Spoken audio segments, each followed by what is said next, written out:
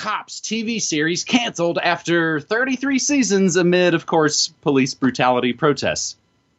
James, as we have talked about for a decade on Neural Next Week, and as I mentioned as recently as last week, the 9/11 police state normalized brutality and torture for 19 years and counting, as those crazy 9/11 truthers tried to point out. Bush Obama militarized the police. They politicized sports. And then a lot of folks, of course, duped by the next guy who's continued all of that. But I think hopefully good alternative media that have been at it for a long time, like I think both you and I have long since exposed what, again, people are mad about, rightfully so, police state brutality. I think somebody like John Vibes, he writes about these riots and noting that they will undoubtedly push TV and media networks to reconsider airing shows that glorify the police. In fact, it's obviously already started to happen. Cops, one of the longest running shows on TV, canceled by Paramount amid the growing protests. Quote, Cops is not on the Paramount network and we don't have any current or future plans for it to return, end quote. A Paramount network spokesperson said very unceremoniously, this according to Entertainment Weekly. And again, everything we say and play always included in our show notes, I should say, after mentioning Entertainment Weekly. There are over 1,100 episodes of Cops, and the show is preparing, of course, for its 33rd season. As far as back as the 90s, the show, of course, accused of propagating harmful racial stereotypes. And if the sentiment to bring extreme reforms to policing continues, this kind of show, of course, is pretty much a thing of the past. As many statues, as many names, as many ideas are things of the past. James, again, it kind of seems like maybe this has already been rebranded into Extreme Reforms to Policing, Minneapolis Edition. I didn't look it up. I tried briefly. I couldn't find it.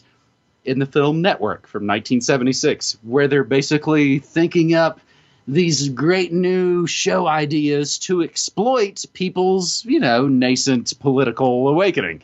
This is like in the film Network, where, of course, a real passionate wave is quickly, of course, molded and redirected into what feels like a made-for-TV reality show. Again, this seems like some sort of Event 201 mini-game. But it's class war. It's class war, as it usually is, being, of course, agitated into a race war. Classic move, divide and conquer. If we're all fighting each other, we couldn't possibly fight the state. But really, at the end of the day, James, as we've talked about pretty recently on Neural Next Week, whether we're talking about Johnson & Johnson or Paramount, it's just not profitable anymore when you can stream snuff films all day on the FANG platforms for free. It's pretty disgusting. But in some ways, James, maybe this sort of anachronism is kind of like how the Pentagram and DARPA didn't need their life log project after they had their Facebook, right? Yeah, actually, well observed. That is absolutely the point here. You raise an extremely important point, which is how genuine grassroots rage at institutions and establishment can be co-opted and steered into, basically commodified into just another product that can be sold back to people under the new political blather, which is the same as the old political blather. And of course, we're talking here about the media side of that, but on the deeper issue of police brutality and reimagining the police, which is the latest version of the political platitude blather that must be announced by any politician. Yes, we're going to reimagine the police and defund the police, whatever that actually means. Well, I'll tell you what it actually means, because like with all of these political platitudes, you have to run them through the globalist decoder. Because, of course, they're saying these things that people want to hear, but they're not saying what you want to hear. Oh, defund the police and reimagine policing and get rid of the police departments. Hey, this sounds great. Yes, self-defense is a personal thing that we all have. We have that fundamental right, and we can delegate that to anyone we want, and the state should not have a monopoly on violence, so anyone should be able to provide defensive services and all of this, right? This is going to be a voluntarist paradise that we're walking into now, right? Of course not. No, when they say reimagine policing, there is actually a specific corporate/governmental context to that phrase, which has been bandied about for over a decade in the corporate world to mean a very specific thing, essentially the technocratic takeover of what we have thought of as policing. The policeman walking the beat, trying to keep the peace, is a horse and buggy concept from the previous century. That they don't need that anymore. Not in a world of facial recognition and CCTV, interlinked CCTV cameras and drones and surveillance bots and contact tracing and scanning all of your cell phone data in real time with their fake cell phone towers and all of that. No. Policing now can be 99% automated so that you never even see the people who are watching everything you do. And eventually the person who's going to come after you and enforce the laws, the laws of the land, are not going to be physical, breathing, flesh and blood human being policemen. They're going to be surveillance robots, police robots of some sort. And they can't be racist. So problem solved, right, guys? Don't worry, there won't be any more police. There will just be the attack dogs of the police state. Yay! That is the real context of this whole reimagining of policing that's going on. It is not going to be what the people are clamoring for, unless, of course, people actually have a specific plan in mind for what they mean when they say defund police or reimagine policing. If there are not specific points that these protests actually hold the politicians to, then what hope will we have of stumbling away from instead of directly into the maws of that technocratic nightmare? Facial recognition's become a hot-button issue in the U.S. The controversial practice was recently banned in San Francisco, but few people realize that many police departments have adopted artificial intelligence, using it to analyze video surveillance footage, which can track objects and people. I've taken the 8,213 objects and I've reduced it to 80 objects. Other new technologies, like sensors, drones equipped with augmented reality capabilities, and real-time crime centers are also making their way into police departments in the U.S. All that technology used for the right purposes and the right reasons, I think is good. So while, no, I don't want to be mugged, I want to be in a community that's safe, I don't think expanding surveillance is the way to do that. We talked to Paul Noel, the second in command of the New Orleans Police. There are critics out there and people who aren't comfortable with the idea of the police having cameras. Absolutely. You know, the more information that we have out there, we need to make sure we're using that information for the appropriate purposes. That's one thing that we absolutely stress here in New Orleans is that, you know, we have accountability measures in place with all the information that we have, that the information is not going to be abused by our investigators. One of the critics questioning the surveillance cameras in New Orleans is community activist Dee Green. She says that some people in her group, Stop Watching NOLA, are afraid that they're being monitored since a camera was placed right next to their community garden.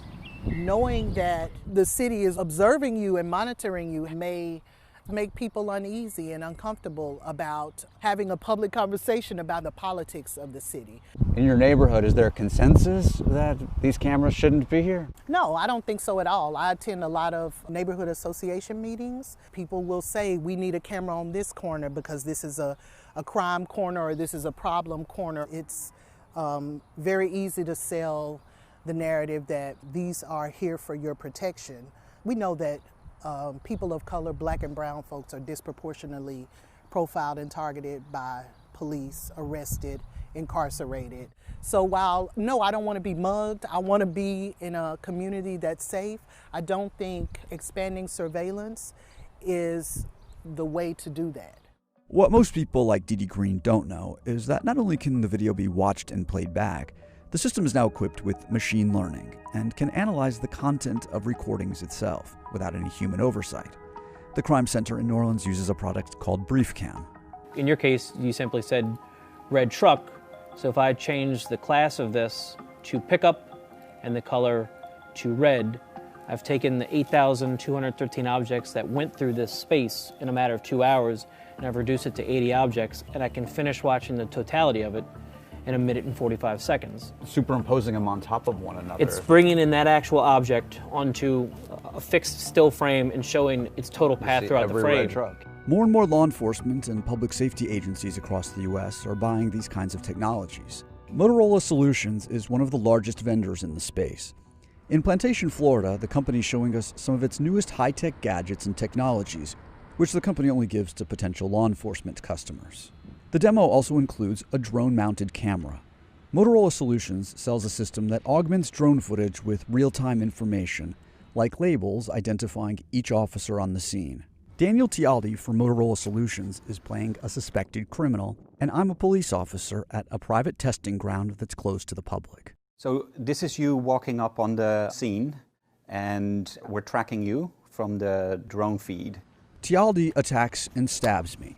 When the smart vest is pierced, the embedded sensors automatically notify the command posts. So they can send reinforcements. It also switches on the body-worn camera. Because your body camera came on, we actually have a description of who stabbed you. An analyst from Motorola shows us how, using the suspect's description, he can electronically hunt him down. We know that it was a man. We know that he was wearing a red shirt. We know generally what time it was. As we start seeing all these people in red shirts, we can start looking for the actual individual that we're looking for. Motorola Solutions calls this descriptive artificial intelligence. The machine can pull from the pixels a description of a truck, a car, or a person. You can see our results get better and better. As we get more of them, we see more and more. It also tries to isolate and pull out a clean shot of the face tile as it's called. The face tile can be used to refine the search by looking for that same face on other cameras connected to the system. If you have a long enough period of time, you could begin to see patterns of behavior as well. Most definitely, most definitely.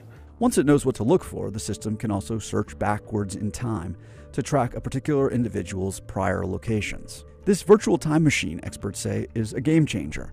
It could, in many cases, eliminate the need for officers to track a suspect in person for days on end. Some of these new video analytics tools can detect weapons or unusual behavior.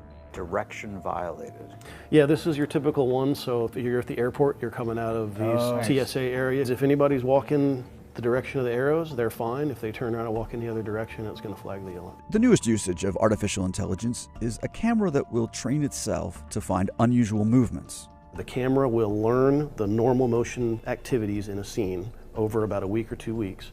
And after that learning period, it will just automatically create an event and flag you when something happens that's unusual for that scene. The system has flagged people walking their dogs as unusual motion detection at night.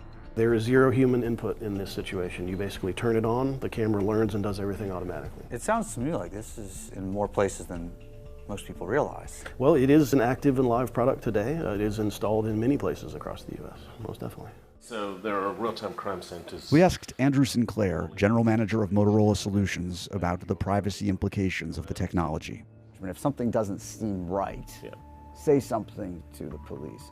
Are cameras able to do the same kind of thing? It's things like anomaly detections. But what about someone acting suspiciously? Well, people's behavior is difficult because machine learning is not at that level yet. But if a crowd suddenly appears at an intersection where we wouldn't normally see a crowd appearing at an intersection. I mean, the critics out there are saying this is becoming surveillance on steroids, that we're creating a surveillance state. What do you say to them? I think it's important that we have the critics out there saying that because we have to make sure that the right checks and balances are put in this space. But you have to make sure that that same technology can't be used to track your ex-girlfriend. One of these critics is Dave Moss. He's an investigative researcher at the Electronic Frontier Foundation, a non-for-profit that defends civil liberties in the digital age. Moss is skeptical that the police can police itself. One of the things that worries me about the future of policing is how automated it's becoming. Moss and other experts are concerned that these unsupervised systems make calls on who belongs and who does not, potentially amplifying racial bias. For example, a camera might alert police officers to a perceived motion irregularity it detected, like an African-American man walking through a predominantly white neighborhood with very little foot traffic. They also point to the fact that every police encounter is potentially dangerous, and these kinds of alerts could lead to unreasonable stops and searches by the police. Artificial intelligence is becoming a sort of black box with law enforcement where we don't necessarily know where they're using it and how they're using it. The next generation of body-worn cameras will have AI-based search capabilities already built in. I'm looking for a person in a red shirt. Are you looking for a person in the red shirt? Yes. This way, all body-worn cameras in one city could be searching for a man in a red shirt or a missing child in real time. And that's what's concerning, is this mass surveillance on society and what kind of impact that will have on society in terms of self-censorship, the ability to organize. And I don't want to end up in a version of America where people are afraid to do things in life because of being watched all the time.